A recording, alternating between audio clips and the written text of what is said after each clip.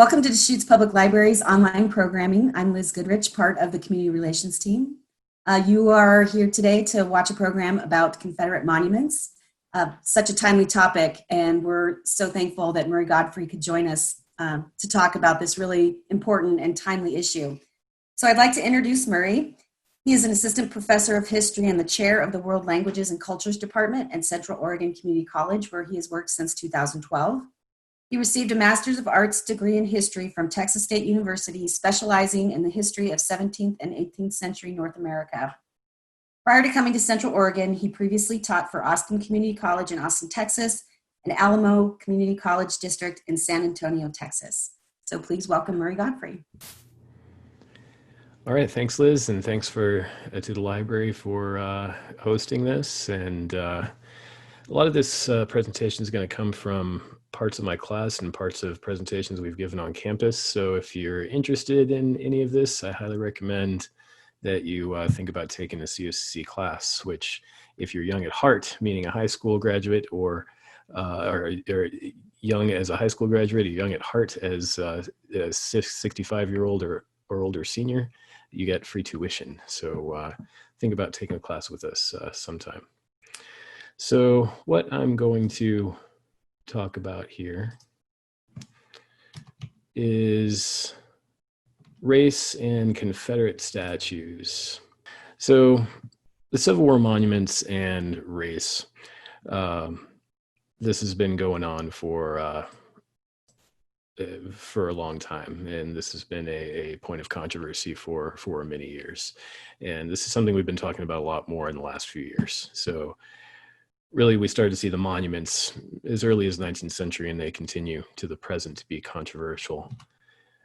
Where I think the catalyst for our current conversation really started was approximately 2015. So now, among historians, we've been talking about the statues for quite a while. 2000 was kind of the year 2000 was one of the years in which a lot of historians spoke out against Confederate symbols in public places. That was in response to Georgia putting the Confederate symbol on some of their state property and their flag, or trying to take it off. And but the general public, I think, among academic historians, this has been a controversy for some time, at least the last couple of decades. But for the general public, I think it really became catalyzed in 2015 when the mass shooting at the AME Church in Charleston occurred. And that shooting was done by a young man who was kind of steeped in white nationalist propaganda and posted things on his Facebook like black people are killing our women and taking our jobs and I need to stop it. And he went in and shot up this church very tragically. So it killed something like 12 people, 13 people. And so there was a movement after that to take down the Confederate flag from the State House in South Carolina, Charleston, South Carolina. So that was kind of where I started to notice the public really paying attention to Confederate symbology in public spaces to a greater extent than activists did before. Another catalyzing event was the Charlottesville, Virginia white nationalist rally in the aftermath of that occurred in August of 2017, almost 2 years ago now, or 3 years ago. And what this was a Unite the Right rally. It was called Unite the Right, and it was one of the largest such white nationalist rallies organized by a member of a group called the Proud Boys, which is an ultra white nationalist group. And they organized the protest around this statue of Robert E. Lee in Charlottesville, Virginia. And it happened on a Friday, and these marchers showed up at the University of Virginia campus, and they were yelling "White Lives Matter" and "Blood and Soil" and all kinds of stuff. And there were several hundred of them there.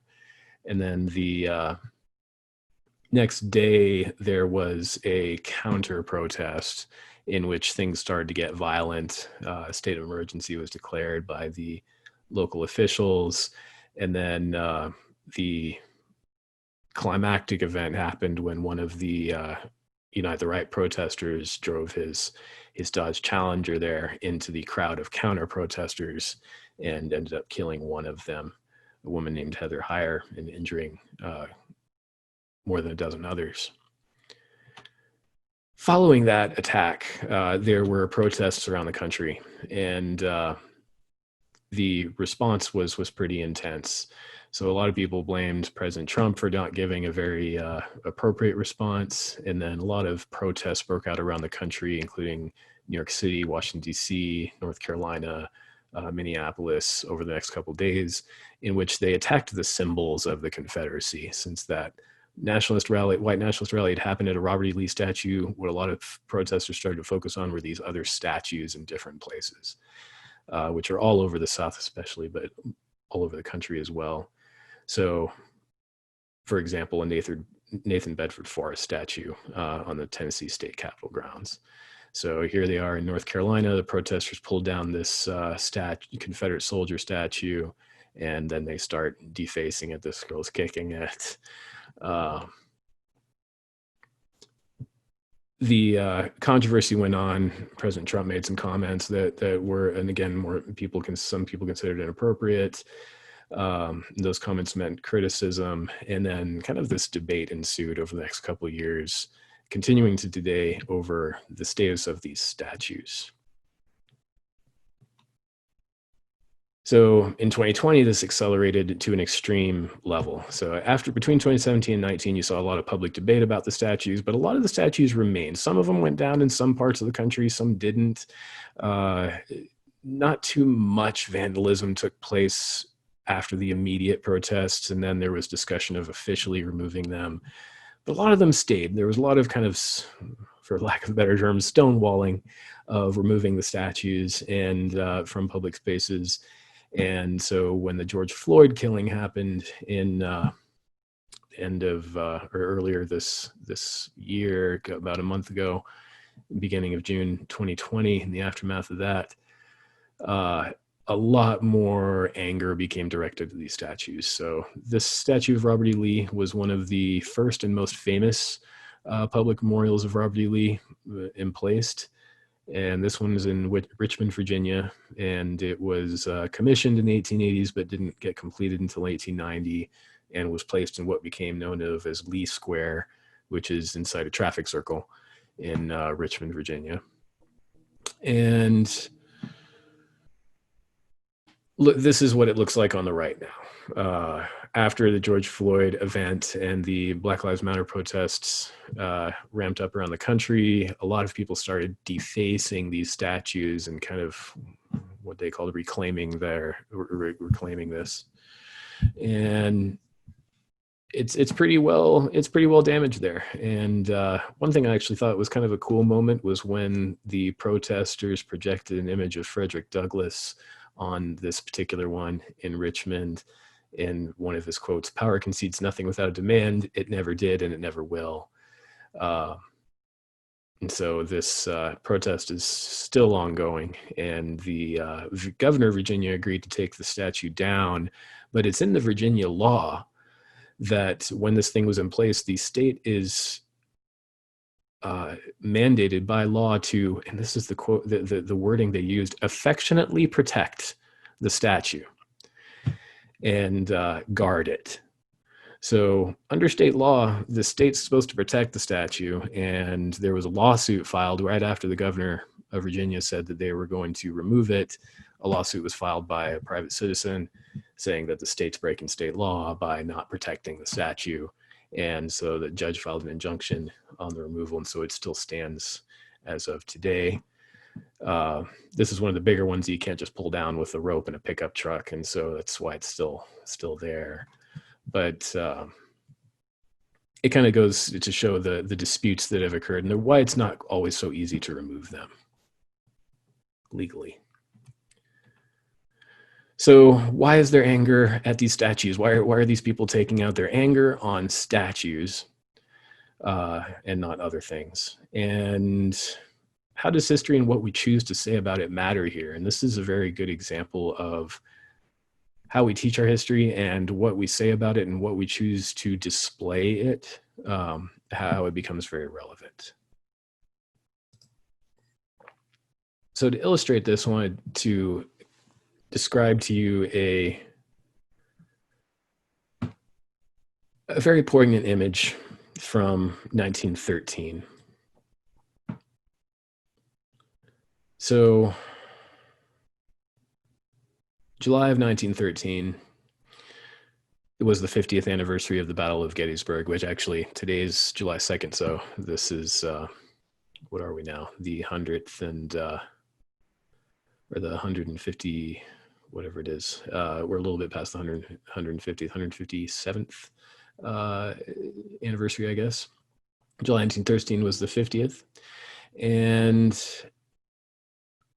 it was this huge event planned that re-invited a lot of the veterans of the Battle of Gettysburg to the Gettysburg site to both reenact the battle and kind of engage in a union, what they called the Great Reunion, which was a play on words to illustrate that the country is now back together.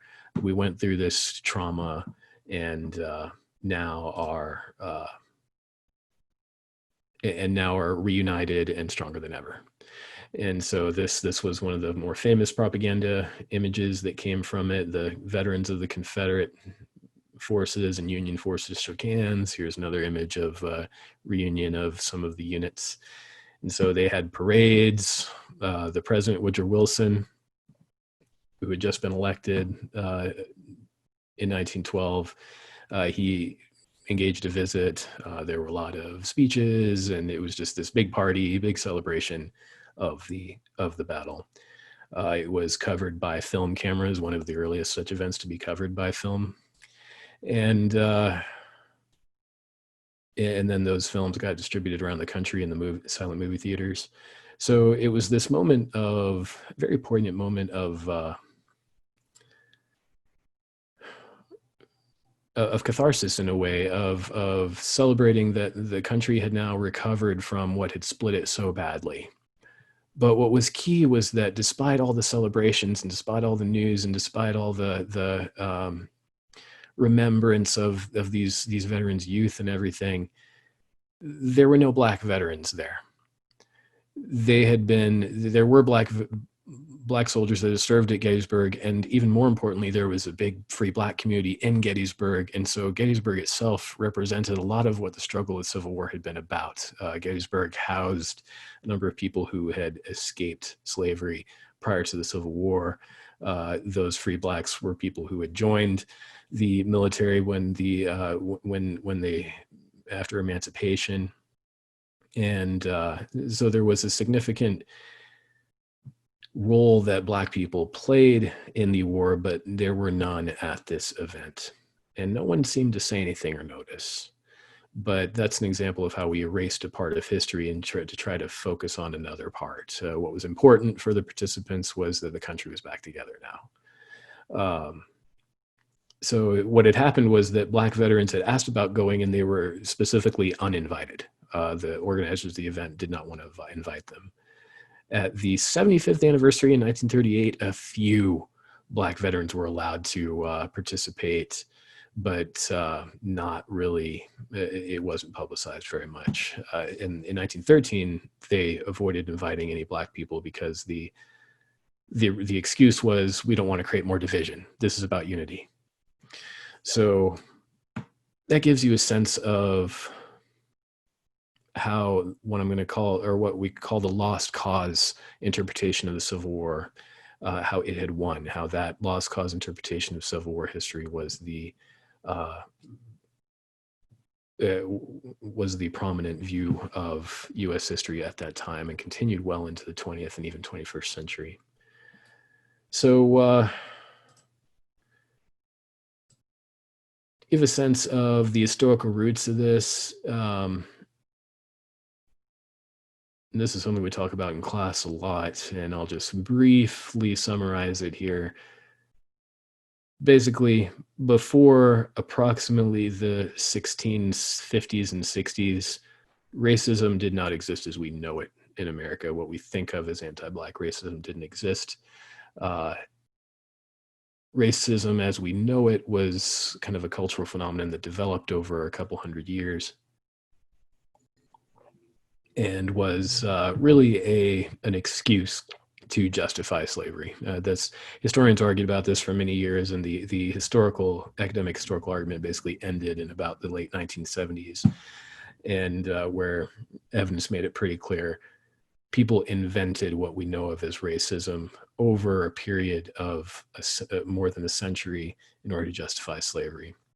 And so that's where the origins of racism come from, because what essentially happened over a very long time, no one person just snapped their fingers and said this is the way it's going to be. But over generations, eventually what white people started to believe is that white people are the masters because they're meant to be, because they're white, and Black people are the slaves because they're meant to be, because they're Black. It was very much a post hoc fallacy, but something that was culturally extremely powerful by the 18th century, certainly by the 19th century. Abolitionism, which was in part a religious movement to end slavery, very much steeped in both ideas of freedom and ideas of saving people's souls, religious ideas. Abolitionism triumphed in the mid-19th century when slavery was ended after the Civil War. And so those abolitionists thought they had won this argument about what is the status of humanity, and they thought they had won, and they had been against slavery for many years. And after the Civil War, they thought they had fought this huge conflict over slavery, and their side had won. And so racism must have been beaten. And a lot of the abolitionists were the ones who argued that under God, all people are equal. That was one of their major arguments. So, but it didn't end there. And the reason it didn't end was because of what had been building in response to the abolitionists in the years prior to the Civil War. So in the South, before the Civil War, you started to see more and more desperate and stringent defenses of slavery, and made by people like John C. Calhoun here from South Carolina, or George Fitzhugh, who was the governor of Georgia. They defended slavery more and more stridently. The defense of slavery prior to about 1810 wasn't really a defense. It was just dismissal. In the Revolutionary period, in the early National period, most Southerners defended slavery, saying it's a necessary evil, that slavery is just something we have to put up with because our economy is dependent on it. And the attitude of the founding fathers was kind of complicated. Most of them didn't really, and when I say founding fathers, I mean kind of the generation of American leadership that was in place during the Revolutionary period and early National period. Most of the written arguments from that time by people like Thomas Jefferson made the argument that slavery can't be done away with because of the economic consequences, but their hope was it would go away eventually with technological advance. A lot of them did think that would occur, that there would be an advance in technology and there would be advances in politics as a result of that, and that slavery would phase out. That's what a lot of them legitimately believed. They thought, we don't want to start a war over slavery right now, just when we're trying to start the country. In the future, they'll fix this. Technology will fix it. And that didn't occur. Technology actually made slavery much more economically viable with the invention of the cotton gin, and slave owners themselves were much more savvy businessmen than we give them credit for. And so there were plans, even as industrialization was starting, there were plans to make slavery viable through technological advances by the planter class. So by the 1820s, 30s, and 40s, you started to see slavery get called a peculiar institution, which kind of takes out the evil part. and gives it a pass and kind of takes out some of the morality of it. So John C. Calhoun and others called it that. It's peculiar, meaning it's specific to the South, and it's an institution, which means it's something important that you can't get rid of. By the 1840s and 50s, these people were making an argument that slavery was good, that slavery was better for the Black people, that they'd been worse off in Africa anyway, and that they weren't capable of being free. Even if you gave them freedom, they don't have the mental capacity for it. And that it was good for white people, and that it freed up white people to do things other than this hard labor. So, and that white people's freedom actually was somewhat protected by slavery. And they argued against industrialization as a result. They said, look, this is how it looks in northern factories or in English factories where they don't have slavery. They do have white people being worked to the bone. And how is that good for them? Whereas on the other hand, you have, and this was pure propaganda and falsehoods, but that's not what was important here. They argued that in the South, things were good for the slaves. You see the happy dancing slaves there. In the North and in England, where the Industrial Revolution's happening and they've gotten rid of slavery, look at what's happening to the white people. A lot of the focus really is on the white women.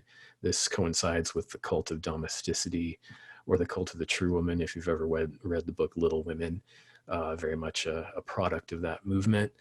And the harm that could come to a beautiful young white woman due to the economic circumstances that were happening in the 19th century was very much pointed to by Southerners as a reason why slavery was good. Slavery makes this not happen. It protects white people. And the white people in the South are very moral, and they treat their slaves well, and they let them have free time and all that. Here's another of the pro-Southern arguments against abolitionists. On the right, you have happy dancing slaves and happy, simple people who can't comprehend freedom even if you gave it to them, and then downtrodden white people who are being worked to death and never getting ahead. And here's the abolitionists that they're making fun of. You saw a lot of this kind of rhetoric in the 19th century. Happy dancing slaves, dancing a jig.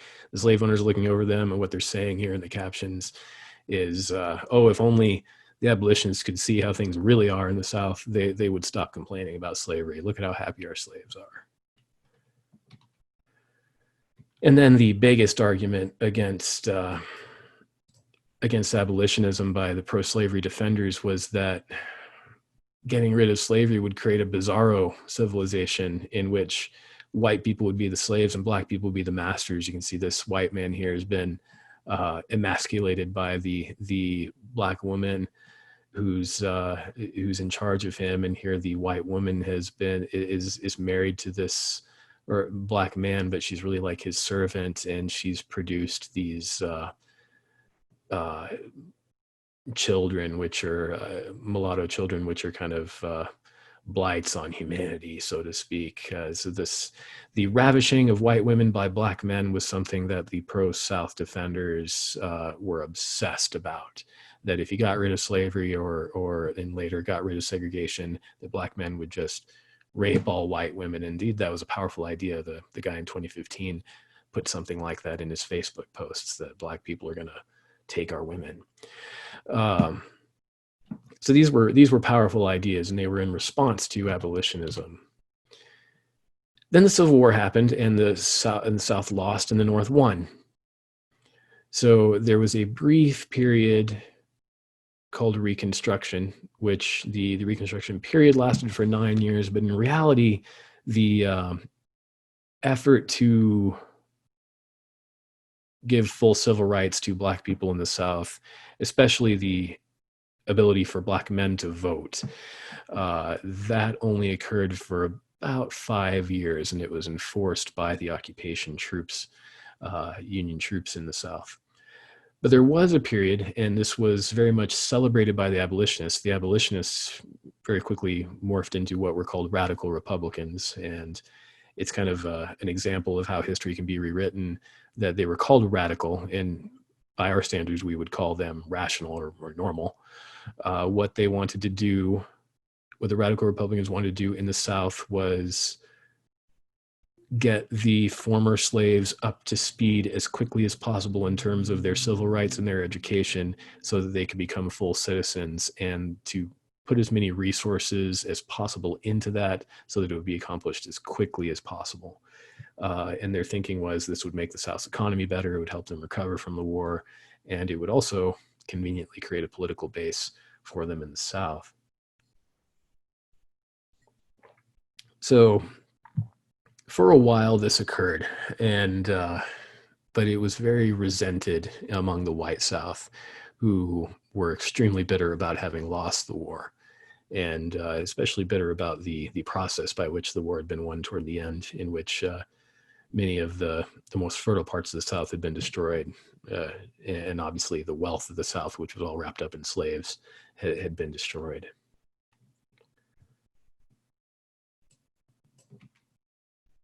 So coinciding with that was a period in which those former abolitionists started to look very quaint, because what they had argued and what had been kind of the crux of the abolitionist argument was that under God, people are equal. That argument began to be undermined with the introduction of the theory of evolution and natural selection, which came out in 1859, and then became extremely popular in academic circles around the world in the 1860s and 70s. So if you're an educated person, you got educated this way after that period. And this was a popular movement, what became known as social Darwinism, a popular movement for about 70 years. So at the base of the social Darwinist ideology was that there was a racial hierarchy, and the argument went, or what happened was that economists and sociologists whose disciplines didn't have much to do with biology that had been Darwin's discipline, they took Darwin's theories and applied it to their own. And so their argument was, sociologically, economically, and diplomatically, if people are rich and powerful, and if their country is rich and powerful, that must mean they are stronger, they are more fit to survive. They're taking a Darwinistic view towards the economy and towards foreign affairs, and towards the status of countries and geopolitics. And so what developed was this whole science of how some races were more evolved than others. And this seemed to give a scientific justification for what pro-slavery defenders had been just justifying based on tradition before, that Black people were meant to be kind of the low-end workers or slaves, and that white people were the natural leaders. And this was an extremely powerful idea. A whole discipline sprung up around it, such as the discipline of eugenics, which is a part of biology during the early 20th century. And it was all based on this hierarchy. And so the argument against what had been abolitionism, the argument against civil rights, was that if you give these underprepared and these more inferior people too many rights, they won't be able to handle it, and you'll have kind of a societal collapse.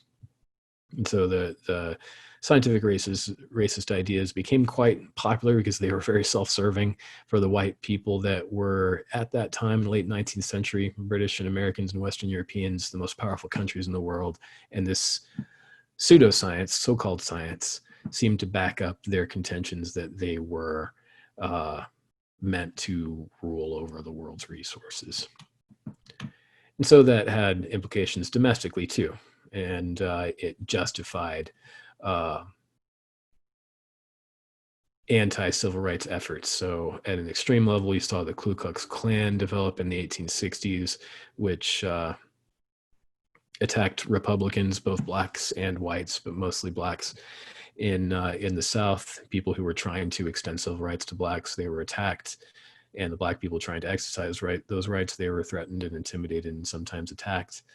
And the government put that down, but it was very popular when the Klan was put down in the 1870s, and there was a movement against trying to extend Reconstruction any further, and a movement towards just letting things go and letting what's going to happen in the South happen and letting them control their own affairs, which meant allowing them to introduce a racial order that that's permeated by these ideas and keeps people in this kind of a racial hierarchy. And one way the Southern states did that was through Jim Crow laws. So the way Jim Crow laws worked, they first started in education was one of the first areas that the South segregated, and then it continued to transportation, and then it was just in any kind of public accommodation imaginable, including what jobs people could have, what parks they could go to, what drinking fountain they could use by the 1920s. And the idea was you keep the races separate so that they don't conflict with each other. And it's also a self-serving argument because it preserves the better positions for these people that are at the top of the hierarchy here, and keeps the people at the bottom serving in or working in the lower end jobs that they can never get beyond. And so white nationalism very much won the aftermath of the Civil War, prompting historians like David Blight to say, the South may have lost the war, but Reconstruction was won by the South. And so what the South won over time was the meaning of what the Civil War had been fought over. If they think that the Civil War had been fought over bringing freedom to the slaves, you had lost that intellectual fight by the early 20th century. And so what that brought about and how this gets us to the statues is through what historians now call the myth of the lost cause. And I've got two examples of it here. So Gone with the Wind is probably one of the best literary examples of the myth of the lost cause, and this is from the first edition of it. There was a land of cavaliers and cotton fields called the Old South. Here in this pretty world, gallantry took its last bow. Here was the last ever to be seen of knights and their ladies fair, of master and slave. Look for it only in books is no more than a dream remembered, a civilization gone with the wind. And if you've ever seen the movie, it follows that nostalgia quite well. And this is a Confederate memorial at the state capitol grounds in Austin, Texas. It was erected in the 1890s, if I'm not mistaken. I think 1895 or 1900, right around there. And the caption or the inscription here on the statue reads, "Died for states' rights. Guaranteed by the Constitution, the people of the South, animated by the spirit of 1776 to preserve their rights, withdrew from the federal compact in 1861. The North resorted to coercion. The South, against overwhelming numbers and resources, fought until exhausted." So that's a reimagining of what the actual history was, because the actual history was these folks would have said straight up, we are fighting to preserve a way of life, which is slavery. They even said that in 1861, the strongest argument against any of this are the secession commissioners that were sent from South Carolina to the other southern states, and they made direct appeals to the state legislatures in all the other southern states, and they straight up said, this is about preserving slavery. It's in the documents, and when they seceded, those states said, this is about, we are seceding about the United States' unwillingness to protect the institution of slavery. That is why they seceded. No doubt about it. And the people that seceded at the time would not have lied about it. So why were these people lying about it 30 years later? The myth of the lost cause had several powerful tropes. And we saw a couple of them there. One was, the idea was that the Confederacy fought a noble struggle. It didn't start the war. The North started the war, and they were the brutal, tyrannical aggressors. Another trope of it was that the antebellum Old South was a place of honor and chivalry. You see that in Gone with the Wind. The slaves liked being slaves, and they loved their masters, and their masters loved them too. And as long as that friendly relationship between master and slave was maintained, everything was fine. There was societal comedy. Third, the myth of the lost cause said that slavery was a low priority reason for the war. The Reconstruction era experiment in freedom and self-government for the former slaves was disaster and proof that giving blacks too much freedom was folly. They could not handle it. That was the argument. Fourth, the idea was that the Confederacy soldiers and leaders were extraordinary heroes and great generals. And fifth, any attempt to interfere with the natural racial order was a perversion of twisted minds. Reconstruction was a tragic and demented mistake and an example of the worst kind of tyranny. Not, in other words, slavery is less tyranny. So we're echoing the former pro-slavery arguments here made by people like Calhoun. So this was an extremely powerful idea that, and both Southerners and Northerners loved these ideas. By the 1880s and 90s, travel guidebooks that were sold in the North were encouraging Northerners to go travel to the old plantations and view what it was like in the good old days. I think a lot of reason for that was because in the late 19th century, there was extreme wealth inequality, and a lot of people had nostalgia for when money was less important. And this notion of the South made it look like, oh, what was important was gallantry and a pretty world and knights and their ladies, and then Gone with the Wind seemed to echo that for a lot of people. And so there was reason for that nostalgia to make a lot of this popular in both North and South. So you got a revisioning of Reconstruction in the popular memory of it. This was most powerfully demonstrated by a movie in 1915 that for many years was considered one of the best movies of all time, or the best silent film at least, called The Birth of a Nation. This came out in 1915, and it was the story of this family during the Civil War and during and after the Civil War. And it didn't make it didn't make the Northern soldiers look really bad, but it made the people who tried to enforce Reconstruction look really bad. And all those tropes that I talked about appear in this. The idea that the Southern family was gallant, or the Southern families were gallant and honorable, fighting for honorable reasons. That the slaves liked being slaves. They were pretty much irrelevant in the movie. The really bad people were the Reconstruction agents trying to steal everything from the South and trying to change their way of life in a way that was harmful. And the heroes are the Ku Klux Klan members that fought against this tyranny and reestablished the proper order and revitalized Southern patriotism. And so this was very powerful in the view of Reconstruction. Woodrow Wilson was president when he came out. He said it was, he called it history written with lightning. He thought it was the greatest thing he'd ever seen. Films like Gone with the Wind romanticized the Old South into something it really was not. But it again, even a more sympathetic portrayal of slaves still doesn't really address the question of whether they like being slaves or not. All the slaves in Gone with the Wind seem reasonably content with their situation and even continue serving their masters afterwards. And that's a big lie. One of the first things that former slaves, when they were freed, did was move away from the plantations where they had worked and try to make themselves their own communities. And so it was a big lie that they liked being slaves. But Gone with the Wind kind of portrayed it that way, that there was this friendly relationship between the slave and the masters, as long as the proper roles were maintained, and that the plantations were these beautiful places and places where people were gallant. And then during Reconstruction, the carpetbagger, with them came another invader more cruel and vicious than any they had fought. The carpetbagger, and these are the people, including a gussed up black person there, which was another fear of white Southerners, was black people getting out of their station. These were the bad guys in the second half of the movie trying to take Scarlett's land from her.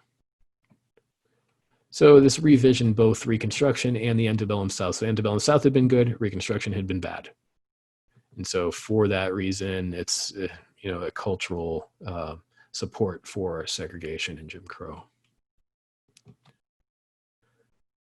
who propagated this idea to a large degree was a group of Southern socialites called the United Daughters of the Confederacy.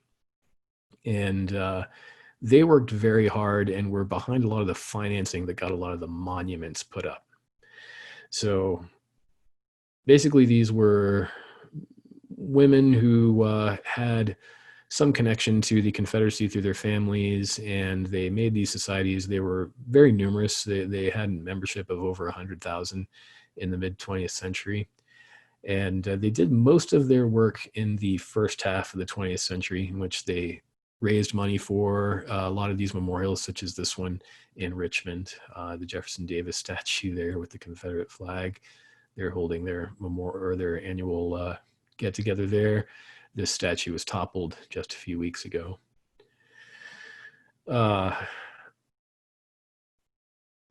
So they did several things. One was raise money for the monuments. Another was even more important than that. They were a lobby group that pressured legislators to regulate history books that would go into the schools, especially middle schools and high schools. Not as much college, but to a little bit. And what they pushed for were for review boards to always have a UDS member or someone of similar mindset to look over these books and to say things and make sure they weren't making the South look bad. And so it was the books that the UDS sanctioned were history books that said things like the slaves were content as slaves, or that Reconstruction had been, and you see wording in a lot of the old history books from prior to 1950 would say things like, during Reconstruction, the North tyrannized the South worse than Latin American dictators tyrannized their people. You'd see a lot of commentary like that in the material the UDS sanctioned and made sure that schools adopted. And so the South very much created their own version of their history, which focused on the best of the Confederacy and made up a lot of things that made the Confederacy look good and downplayed the bad parts of it, which was a lot of it. So historically, there's always a pattern of civil rights, or there's traditionally been a pattern of civil rights progress and then a backlash. So as examples, during obviously the Jim Crow laws themselves were a backlash against the expansion of civil rights that happened during Reconstruction. During Reconstruction, there were several dozen Black legislators at the state level, and then even one senator and a good number of members of the House of Representatives that were Black from the South. And then by 1900, they were all purged. Their rights to vote and take office were completely taken away. And the white generation of that time was actually very proud of that, since they had thought Reconstruction was a perversion of democracy. So during the progressive movement in the North, there had been some extension of Black civil rights, and that resulted in a backlash of the new Ku Klux Klan, which became popularized again by the Birth of the Nation film in 1915. They became powerful in the politically in the 1920s. You saw it was the Ku Klux Klan pushed what they called the America First movement. In the 1920s, you saw a lot of parades like this. They happened all over the country. And so the 1920 election was very much influenced and was kind of a backlash to those, to the civil rights gains made by Blacks in the progressive period. And then the next civil rights push, which happened after World War II in the 1950s and 60s, that had its own backlash in the politics of the late 1960s and 1970s, in which there were various codes that politicians would say in order to appeal to white nationalist parts of the electorate, as that resulted in a backlash against the progress that had been made in previous years. And each time this happened, the people doing the backlash would always say, we're not racist. It's kind of the paradox of this is that the scientific racism that I talked about earlier, that became taboo as early as the 1920s. It was taboo to say I am a racist or I support white supremacy by the 1920s, 30s, at least in educated circles. But it still permeated culture for a long time. And so instead of people arguing in favor of a racial hierarchy by the 1930s, 40s, 50s, 60s, and beyond, instead they tried to say, well, we're not racist, but we believe this, or the people who have been pushing civil rights are also, trying to destroy something about our culture, trying to destroy something about our history or whatnot. And so they by the mid 20th century, these people tried to say racism doesn't motivate us. Tradition does, history does. Law and order motivates us. That's another one of the phrases often used. So, and you can see the construction of monuments fits the pattern of the backlash period. So you see a big push right after the progressive period of building these Confederate monuments in around the country, but mostly in the South. Then you have a lull in them. There was also less money during the Great Depression to build them with. Then after World War II, you start seeing the push for civil rights. There's Brown v. Board of Education there in 1954. And then you see another pretty big push of building various Confederate monuments in the 1960s. And then a few more are built in other parts of the country after that. But most of the ones we think of, the big statues, that's coming from this early 20th century period. This is when the United Daughters of the Confederacy were the most active. So the Confederate symbology, it wasn't benign. It was very much a response to civil rights. And this guy is holding up a Confederate flag at a civil rights march in the 1960s. There was a point to this. There was a point to say, we're stressing the what was good about the Confederacy and what was good about our past, and you guys are just trying to destroy all of that, and we want to push back against that, your indictment of us by indicting you, so to speak, and by proving that we have this power by building all these monuments. So lost cause interpretation influenced the building of all these. It influences people to this day. We had the 150th anniversary of the Civil War earlier this decade, and only 38% of Americans said the Civil War was mostly about slavery. 48% said it was about states' rights. And in 2011, or excuse me, by 2015, those numbers had shifted, but 53% agreed and 41% disagreed that slavery started the Civil War. So there's still a pretty significant contingent out there that believes that slavery was a secondary issue or less important one. And then 37% believe that schools should not teach that slavery started the Civil War. That's as of 2015. So there's been some movement, but there's still a pretty big contingent of people that believe some element of that lost cause ideology. And remember, the lost cause ideology at its base was that slavery was not what caused the Civil War, even though the people that started the Civil War straight up said it was. Lost cause ideology also kind of promotes an idea of heritage, not hate. The flag is about something other than slavery. Or something other than racism. And so it's been a popular symbol in pop culture, such as Dukes of Hazzard here. Here's some counter protesters in 2015 supporting the flag in South Carolina. You can see scenes like this in different parts of the country where people are flying their Confederate flags pretty proudly.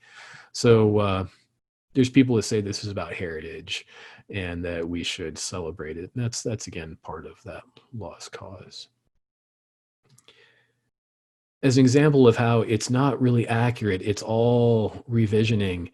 You want to talk about revisionist history, the lost cause is the best example of where they're actually kind of turning the old axiom on its head, where the losers got to rewrite the history.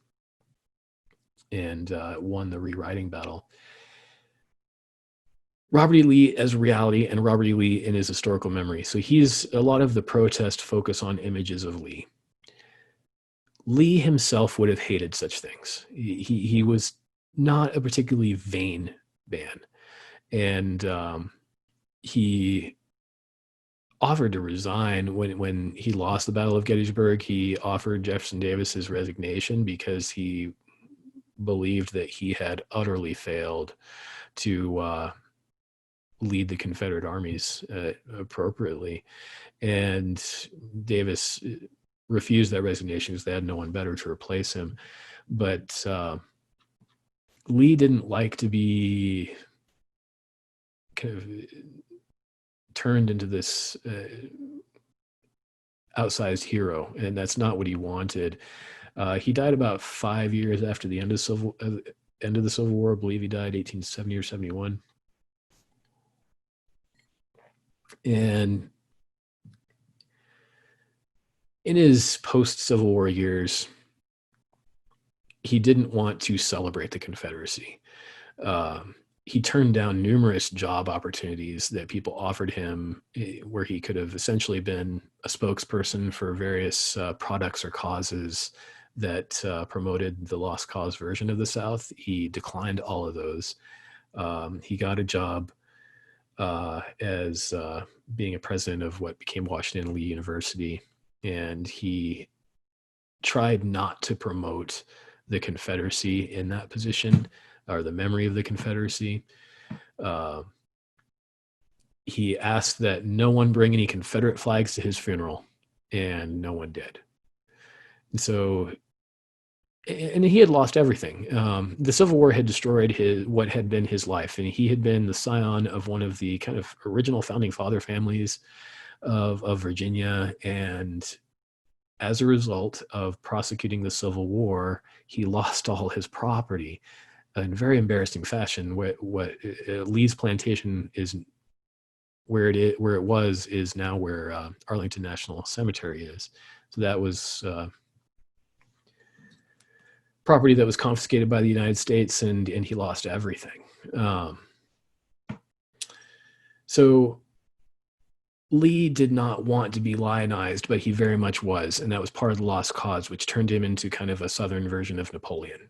He wasn't even that good of a general, if you really think about it.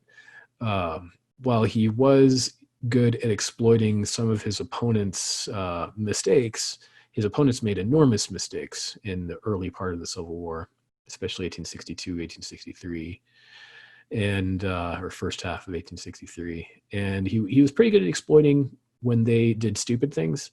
And he was pretty good at knowing his own territory in Virginia in order to exploit those mistakes. But every time he took his army outside Virginia, he lost pretty badly.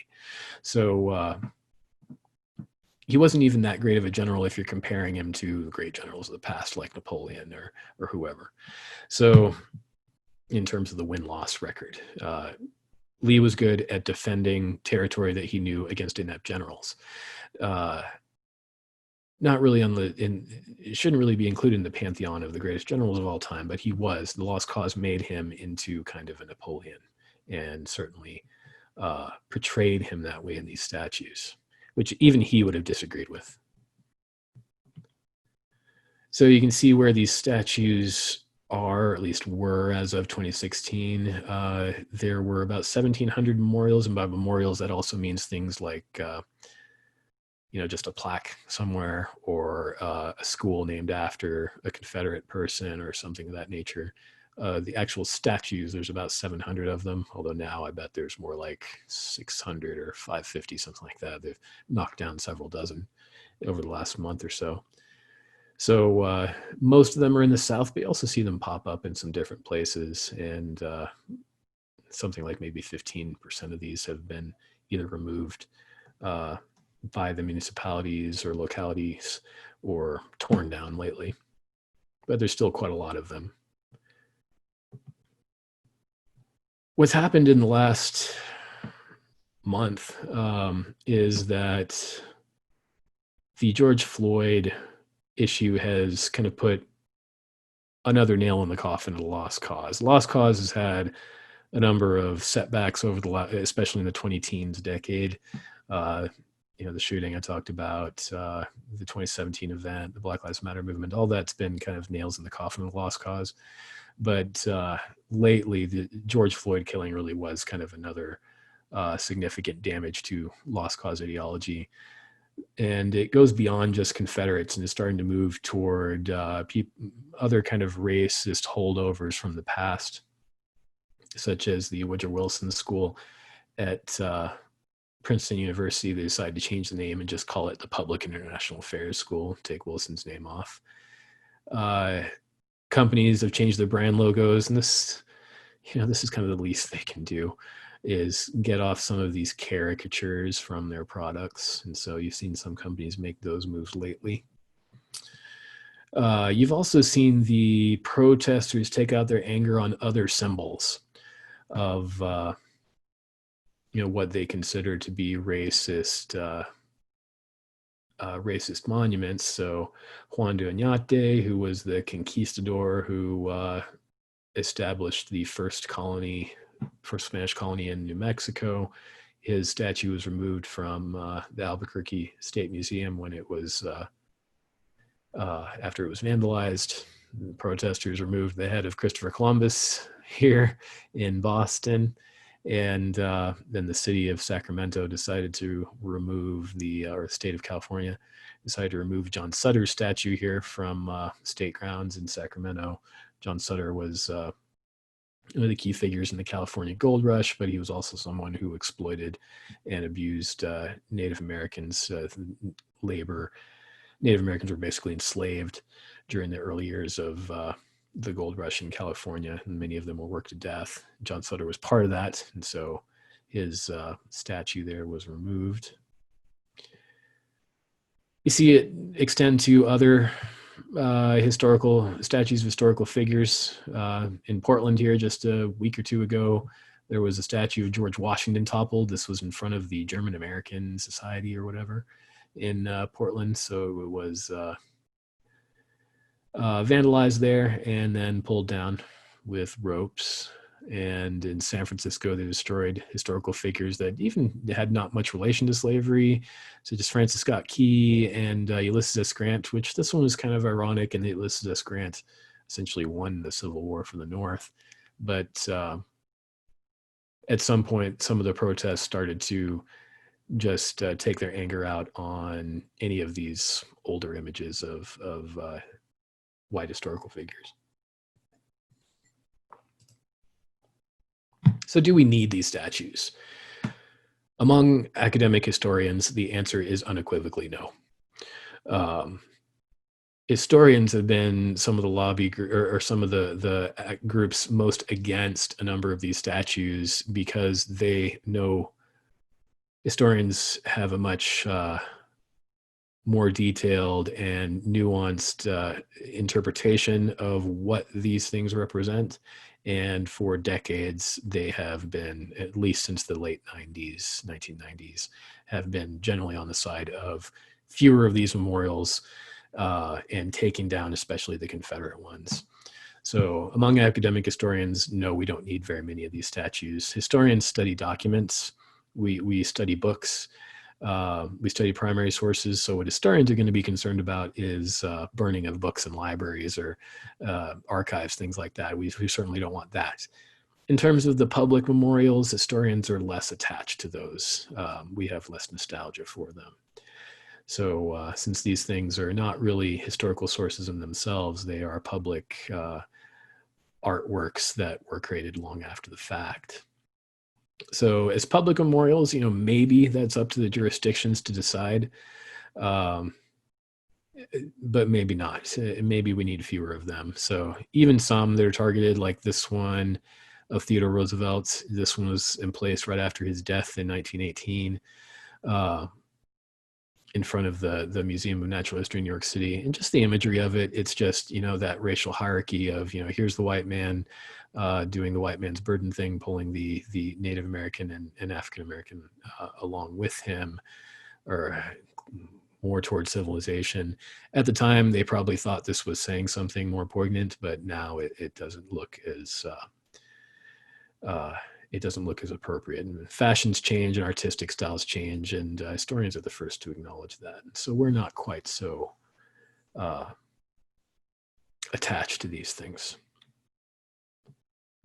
Often my wife makes fun of me because often I'm the only one who even pays much attention to what's written on these statues when we go travel places, and she takes pictures of me looking at them.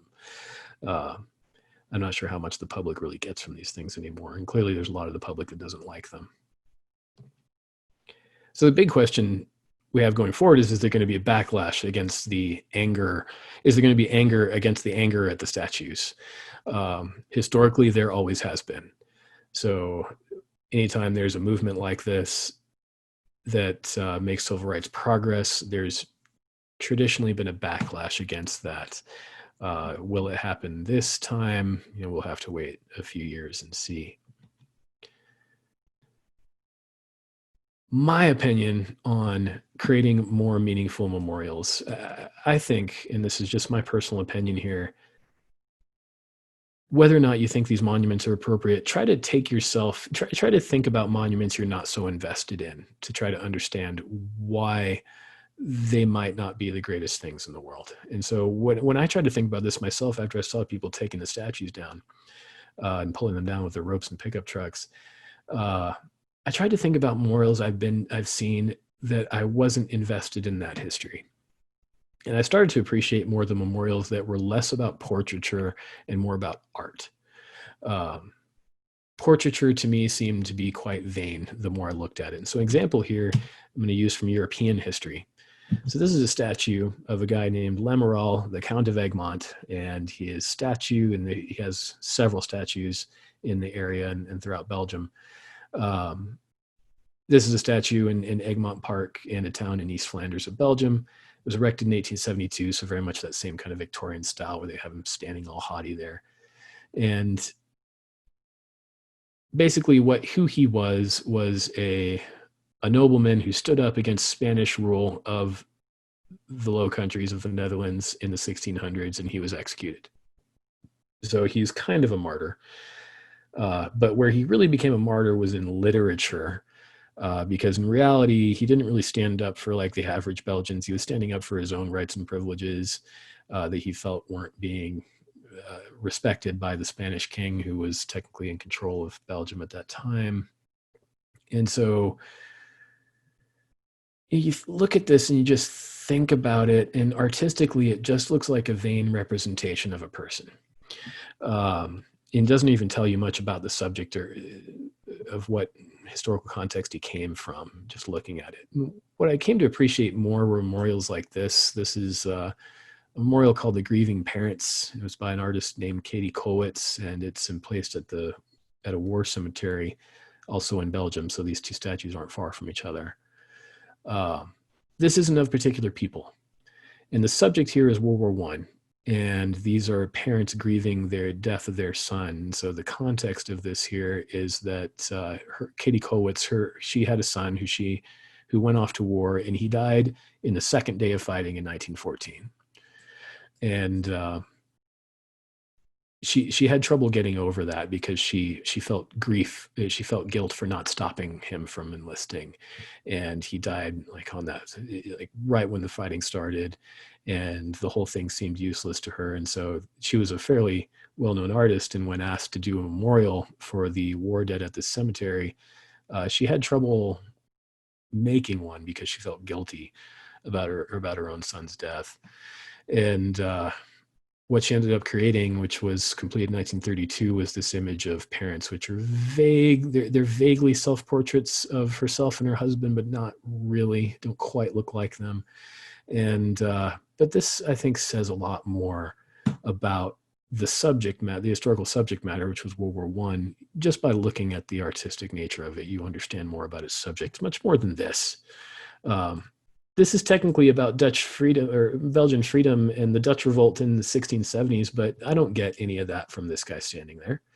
But this you get something from. And I think you do more art and less portrait, it means more. I mean, trying to memorialize something. You think about the the Iwo Jima Memorial or the Vietnam War Memorial, they're not of the generals. They're of people that you can't quite place. They represent everything.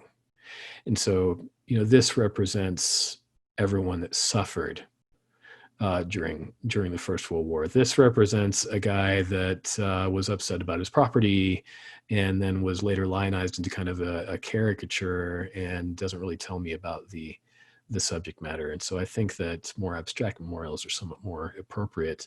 You don't see people attacking. If you put a statue of yourself or put a statue of somebody like this, you're also endorsing what that person believed in to some extent, if it's in a public place. And so I think that's a danger too. And if you're vain enough to put a statue of a particular person, the people that don't like that person may want to egg it, and you take that risk as well. And so I think the more abstract memorials are somewhat more appropriate. Alrighty. So that is that. And I want to thank everyone for participating in this and listening to my presentation. Thanks, Murray. Hey, I just have a couple of thoughts that came up while you were talking. I know there's been a lot of talk about different ways to handle memorials and monuments and statues rather than just wholesale taking them down and pitching them. I've heard talk about putting them in a museum where there can be some context. I heard a really interesting idea the other day where you would have the statue and then you'd have a piece of plexiglass with context. So to actually look at the statue, you're going to read the context. I'm wondering if you've heard any ideas like that are of interest to you or would be interesting to pursue. Well, I certainly don't like the vandalism of them. I mean, that's obviously, I don't like the vandalism of public art in general, which is a consequence, I think, of not having dealt with these things earlier. Mm-hmm. We've let the anger bubble for so long and just ignored these figures for so long that we just pretended like it wasn't a problem, and now the problem's bitten us. Yeah. I think they should be, because if you put them on courthouses or you put them in public parks, it's giving a message that the city or the state or whatever public entity is endorsing this person, both good and bad. They tried to focus on the good for a long time and just ignore the bad, and now that's become a problem. I think what Russia did after the Soviet Union fell was interesting. What Russia did, all their figures of Stalin and Lenin and all the communist heroes of the revolution and everything, they had statues of them everywhere. That's why I think you gain more appreciation if you travel in Europe, because you see statues everywhere of some old curmudgeon standing there looking really vain. And after a while, I started to think, how ridiculous is this? So when I just looking at statue after statue after statue in this public place, and the tourists taking pictures, but the locals don't care. And what they did in Russia with all those monuments of Lenin and Stalin and everything was they took them and moved them to art museums, and they let the artists kind of have at it. And the artists would arrange them. Sometimes they put them on their side. Sometimes they decorate them. They'd make them face each other in certain ways, or they